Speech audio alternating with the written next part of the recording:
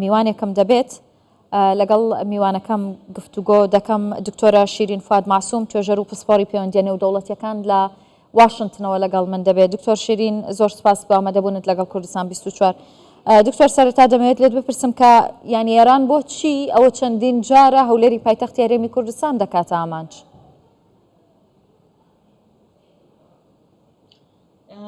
یەکەم شتت سپاسان دەکەم بۆ ئەو دەرفەتە. دووەم شت سەرخۆشی لە خۆم و لە خەڵکی کوردستان و لەو نەماڵەی بۆ شەهیدکردنی شەهید پێشڕەو دزەیی و مناڵەکەی ژین بەداخەوەکە قەومە و پێشی هیچ بڵێم حەز دەکەم شانتان دەم ئەو سوپای ئیسرائیلیە کە ویستیان ئێرانیەکان بیکوژن ئەوە هەوە نازانمتان ببینن یا وازەحە لای ئینگۆ زۆر باش شوێنەکە دیار نییە بەڵام دەبینی نازانگەر وەسمەت وازەح بی بەڵێ ئەو وازەح نازانگەر ئێستاکە ئەگەر ئەو مناڵە گچکەی بەڵێ فەرموو قسەکانی خۆت بکە بەرەبەرە ئەو مناڵە گچکەی کە کوژرا ئەوە بوو ئەوی ئیسرائیلی بوو و دژی ئێران ئیشی دەکرد لە کوردستان. بێگومان ئەو یەکەم جار نییەوە ئێران دکتۆرە لەگەڵم بمێنەرەوە شاد بۆ گوتەبێژی سەرۆکایەتی هەرێمی کوردستان قسە دەکات دواتر دەگەڕێمەوە وڵات. کووردا لە نێوەنگەلی کوردستان بە شێوەیەکی گشتی زۆر هاوڵی تردراون بوو ئەوەی کەوا ئیرادەی ملەتی ئێمە بشکێندرێت بەڵام دڵنیان دەکەین هەموو ئەو هاوڵانە چوون لە ڕابردوودا مایە پوچ بوون ئێستا و لە ئایندەشدا هەروە دەبن ئێمە داوا دەکەین کەوا دەسەڵاتەکانی اتحادی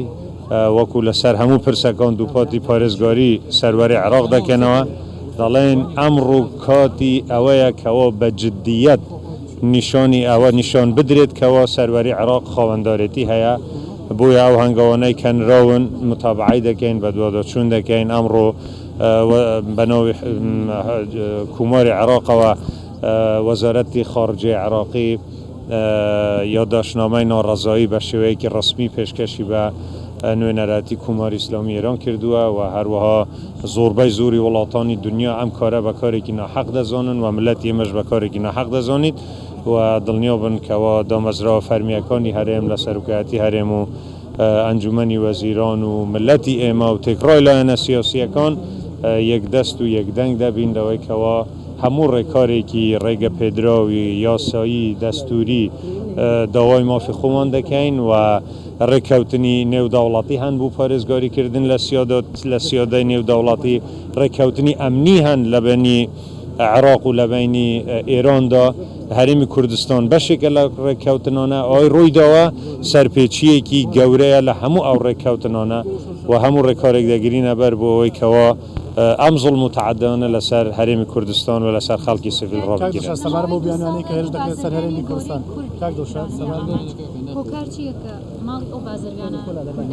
هیچ مبەرڕێک نییە من دڵنیام بە هیچ مبەرڕێک نییە و ئەوەش نییە بە ئەوانیە کە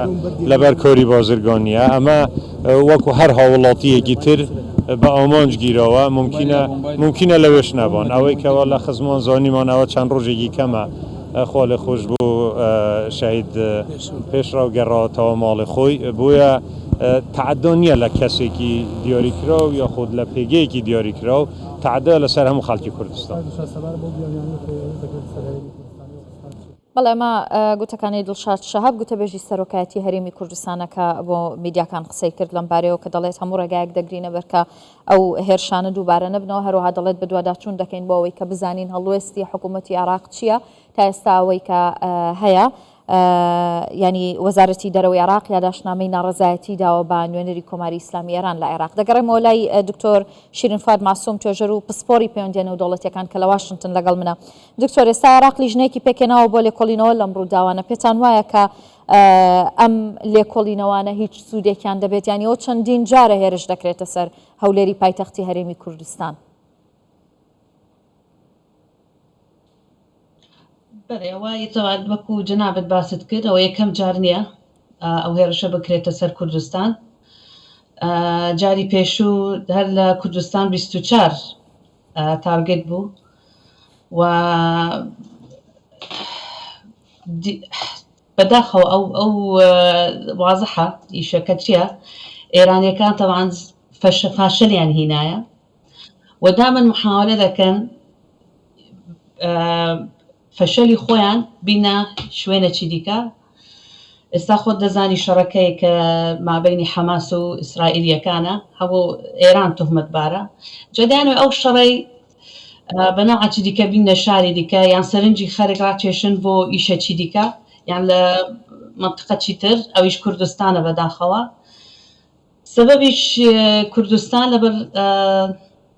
سیاسیە نقطە زەعیفەکەیە، کەس بە جواب نایە و کەسیش دفاع لە کوردستانی ناکە. حتا ئەو بەیاننامەی کە نووسرایە ئێستا کە هەموو دژی ئەو هێرشەنە، ئەوە بەڕاستی هیچ مانای نییە. دەبرێتە ئێستاکە فعلیەن و جددیەن کەس هیچی نەکردیە تا ئێرانی ڕابگری.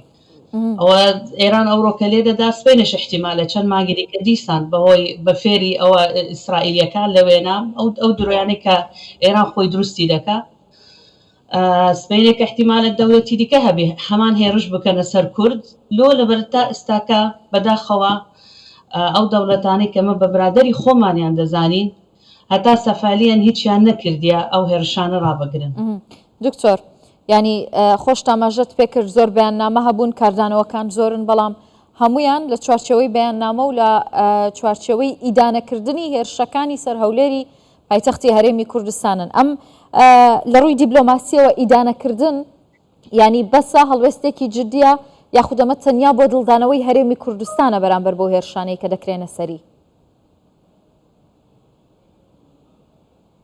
ناوەڕاستە شتێکی بەیاننامەی دیبلۆماسیە، ئێمە دژی ئەوەیە، پێمان خۆش نییە ئەو شتە قەومایە، بەس بە فعلی هیچ نەکرای هەتا ئێستاکە. تا بابرین هێرش بکرێتە سەر ئێران خۆی نادەم هێرشی عسکەری نەخێر، بەس بە قسەی بە توندی پێی برێن. مەسەن ئەگەر وا لە کوردستانی بکەی ئێمە لە مەسلحەت دەدەین لە فلان شوێن، هەتا سەو قسانە نەگۆترایە. و بگەڕێنەوە سەر سوال یەکەم ئیشەیە کە ئێران بۆ ئیشەی دەکات، وتمان لەبەر فەشەلی ئێران لە چەند شوێن دەیانەوێ خەرکەکەی هەیە و کەدەی بخافرێنن بەو جۆرە ئیشادا. ئێرانیەکان مەسەرەن جارێک دەرێن ئێمە دژی ئیسرائیلیەکان ئیسرائیلی لەوێ بووین و لیان دەدەین ئۆفیسیان هەیە لەوێ، جارێک دەرێ وڵی داعشە، جارێک دەرێ نازانم چییە، بەسە تا ئێستاکە خۆشیان نازانن، ینی خۆشیان سەبە بە چی ڕئیسیان نەدیتەوە ئێمە لۆوا دەکەین لە کورد، ینی سەبە بە چی مقنع بابرین. سەبەکە دیارە ئێمە بێکەسین و کەسیش دیفاعمان لێ ناکات. ئەو دەوڵەتەکانی کە دەورە پشتمانن کەس دیفاعمان لێ ناکەکانی ئەمریکا چی کردیە، ئەمەی متحدە چی کرد، ئەو قونسەڵخانانەی کە لە کنمانن هەموو ڕۆژێ مەدحی کوردستان دەکەن و کوردستان جێگایکی خۆشە و شوێنێکی باشە و ئەو قسانەی تکە دەکەن کانی چیان کردیە، ئەمریکا چی کرد. پێشبینی ناکەن کە ئەمریکا وەڵامی ئەم هێرشانە بدەنەوە دکتۆر، ینی لە کاتێکدا بەشێک لە هێرشەکان باڕاستەی بنکە و کۆنسڵخانەی ئەمریکان لە هەولێر.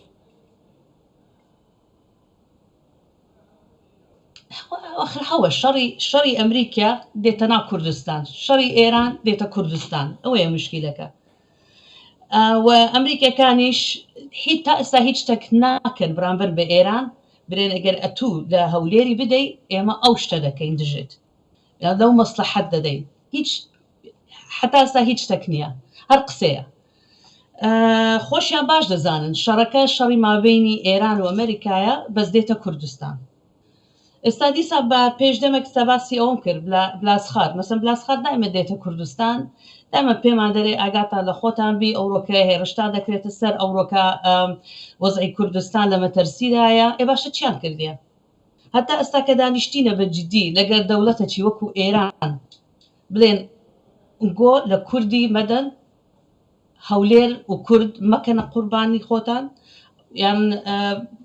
ئەگەر ئەنگۆ ئەو ئیشەی بکەن ئێمە بە نەتیجە شتێکی دیکە دەکەین بەرامبەرتان، هەتا ئێستا هیچ نەبووە بەس قسەیە. ینی پێتان وایە لە دوای و هێرشانەی شەوی ڕابردووشەوە جارێکی دیکە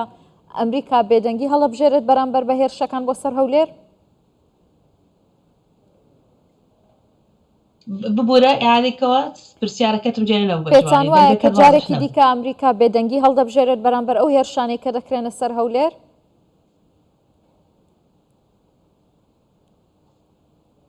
ببوورە باشە جارێکی دیکە پرسیارەکەت بۆ دووباراکەمەوە دکتۆرە گەرگوێ بیستم بیت وتم لە دوای هێرشەکانی شەوی ڕابردوو ئێوە پێتان وایە کە دووبارە ئەمریکا بێدەنگی هەڵدەبژێرێت بەرامبەر بەم هێرشانە؟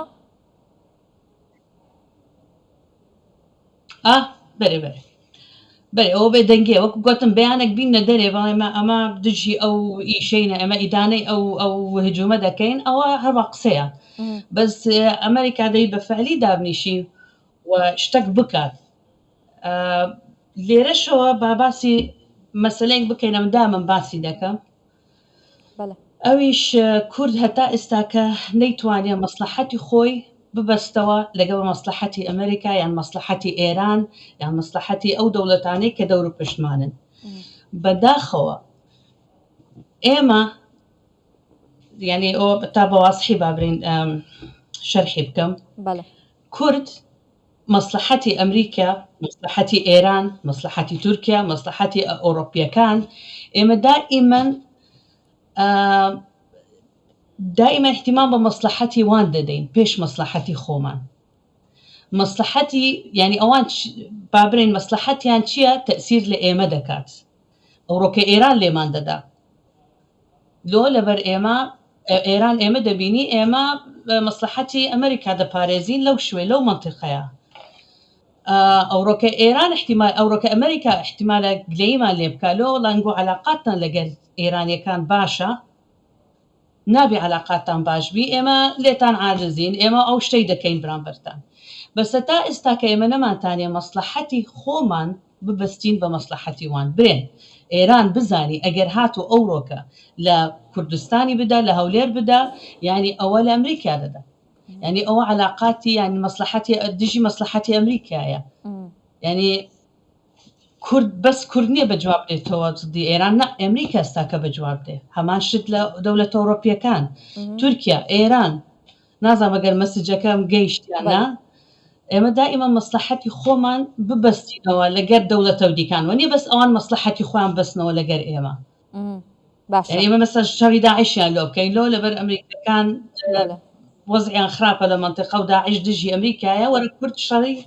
شەڕی ئەمریکیەکان بکە دژی هەیە شەڕی دژی داعش بکە بۆ خاتری ئەمریکیەکان باشە بەس ئایا ئەمریکەکان تا ئێستا شەڕیان کردیە بۆ ئێمە با پرسیارێکی دیکە بکەم دکتۆر ینی ئەوەی کە بەرامبەر بە هەرێمی کوردستان کراوە ینی خۆ پێشێلکردنی سەروەری خاکی عێراقە بۆچی عێراق بێدەنگە لە بەرامبەر بەم هێرشانە کە دەکرێنە سەر هەرێمی کوردستان و پێشێلکردنی سەروەری خاکەکەی ئەوە وەڵا سەروەری عێراق بوویتە یەکێک وەکو برەی شەخصەکی زۆر شەرمن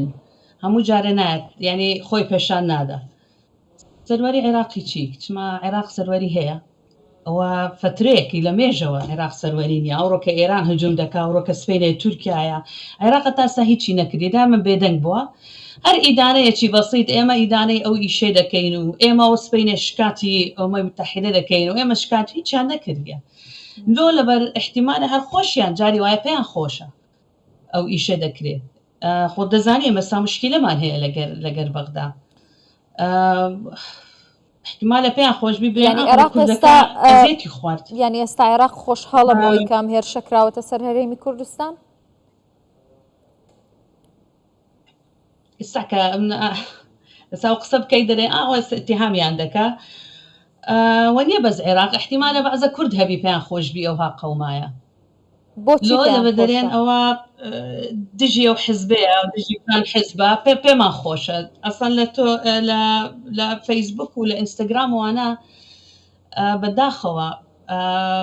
بەعزە کورد هەیە دەوی پێیان خۆشە با هەولێر لێ بدرێ ئەوە ئەمانەتەکەی کە باسی دەکەن لە هەولێر ئەوە پێشکەوتنەکەی هەولێرە ئەوە علاقاتی هەولێرە بەداخەوە هەمان شتە گەر بەعزە کەس هەیە بابرێنە گەر سپینێکە سلێمانی ئەو های لەبیانی خوانەکە یان دهۆک یان ئەوە هەمان شت پێیان خۆش دەبی بۆیە بەعزە کەس هەیە متەئەکیدم لە ناو حکوومەتی بەغدا پێیان خۆشە ڕاستە بەرامبەر میدیا باز دەکەن ئەوە پارچەکی عێراقیە و پێمان ناخۆشە و ئیدانەی دەکەین بەس لە ڕاستیە وانە لەبەر ئەوانیش چیان کرد گوتیان ئەوڕۆکە بە ئێران ئێمە علاقاتت لەگەر دەبڕین ئەگەر وا بکەی ئەوە بەشەکە لە عێراق هیچ کەواتە پرسیارێکی تر بکەم بەڵام دەکرێت بڵم ینی وەڵامەکە ێزانم چاوەڕێ واکەن کە ینی لە ئەنجومەنی یاساییش عێراق سکاڵا تۆمار بکات لە بەرامبەرەو هێرشانەی کە دەکرێنە سەر هەرێمی کوردستان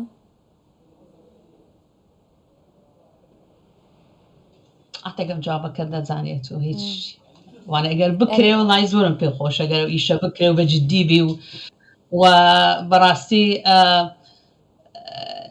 بیبەنە سەر هەیە کە دەرەی سبی خەنە سەرشانی خۆیان ئێمە ئەوە بەشەکە لە عێراق و دەبی بیپارێزین ئەوان بەعکسەوە ئەمە لە لایەکی دیکەش جاری وایە دەی پێت خۆش بی ئەوان ئەوهایە مووقفیان لەبەر دائیمەن بە مووقفیان پیشان دەدەن ئێمە عێراق نینە ئێمە بەشێک نینە لە عێراق ئێمە بەس بەشەکەین لە عێراق کە دەگاتە مەسلحەتی خۆیان بەسە کە دەگاتە شتێکەوان دەبی ئیشەکما بۆ بکەن یان کە دەگاتە مەسلحەتی کورد شتەکە بەس علاقەتی بە مەسلحەتی کووردا ئێمە بەشێک نینە لە عێراق بۆیە بڕوا ناکەم هیچ بکەن باشە دوا پرسیار چاوەڕێت چی دەکەن کەسیشی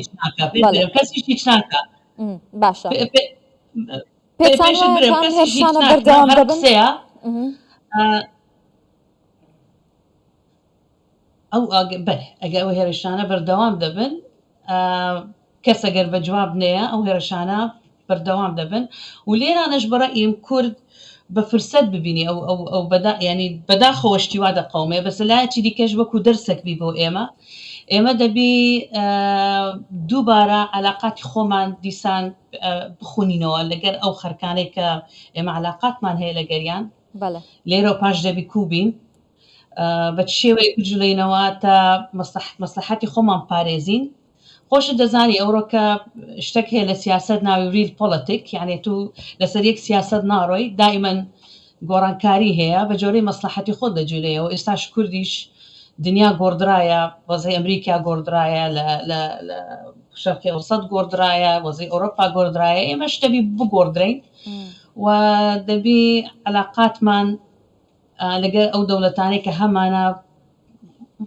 دراسی بکەینەوە بزانین بە شێوەیەک بی لەو مەرحەلەی کە دێتەوە دەست خۆش زۆر سپاس دەکەم دکتۆر شیرین فواد ماسووم توێژەر و پسپۆڕی پەیوەندیێنە و دەوڵەتیەکان لە واشنگتن لەگەڵم بووی سپاس بۆ ڕوونکردنەوەکانت